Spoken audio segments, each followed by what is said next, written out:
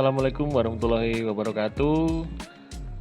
Baik, teman-teman, hari ini kita akan mencoba mempelajari perbedaan antara AON dan AOA.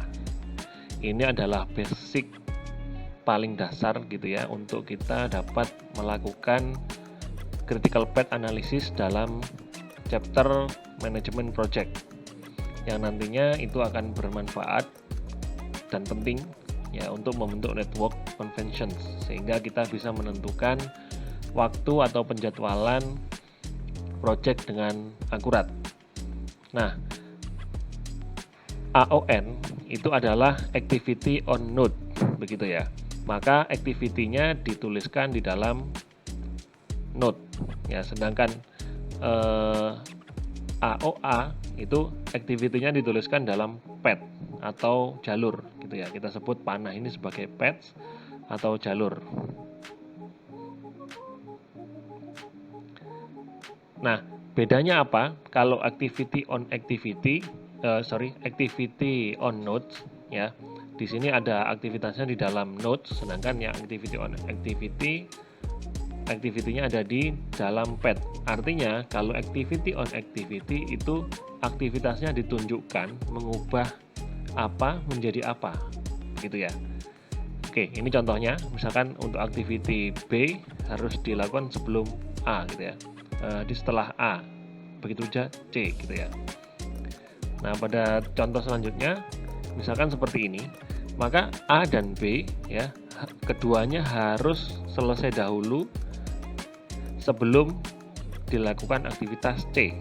Nah, ini untuk AON-nya gambarnya seperti ini. Kalau pada AOA gambarnya seperti ini. A-nya di sini, B-nya di sini, C-nya di sini. Jadi pada path-nya. Ini maksudnya adalah aktivitas A itu mengubah dari node 1 menjadi 2. Ini merubah jadi ini menjadi ini. Sedangkan aktivitas C merubah ini menjadi ini. Nah, begitu. Kemudian kita coba lihat di skema atau network yang lain. Nah, kalau seperti ini berarti B dan C ya. B dan C itu tidak dapat dimulai sampai A selesai ya. B dan C baru bisa dimulai ketika A selesai. Nah, kalau AON-nya seperti ini, B dan C baru bisa dimulai ketika A sudah selesai. Ya. Kemudian contoh yang lain, ini yang lebih rumit lagi ya.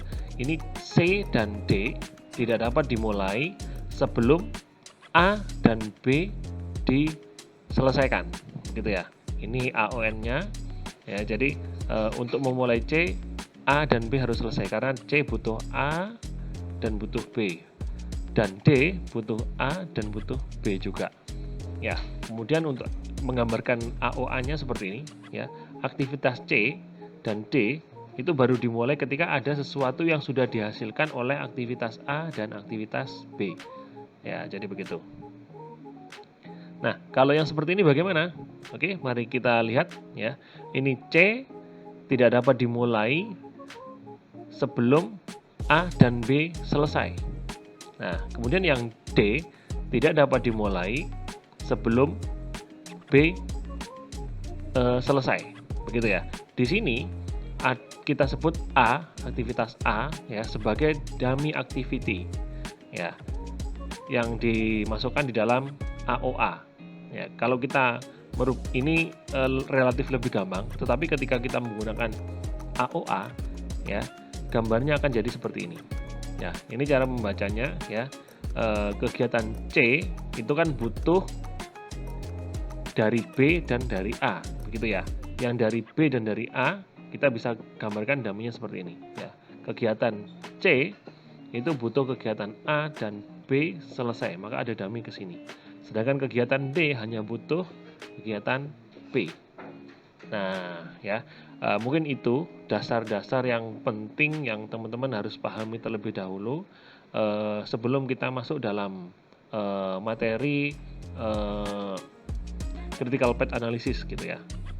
Ya, dalam pembentukan network conventions nantinya yang kita perlukan untuk menentukan scheduling dan lama project bisa ditentukan, gitu ya. Baik, terima kasih. Sampai bertemu di video selanjutnya.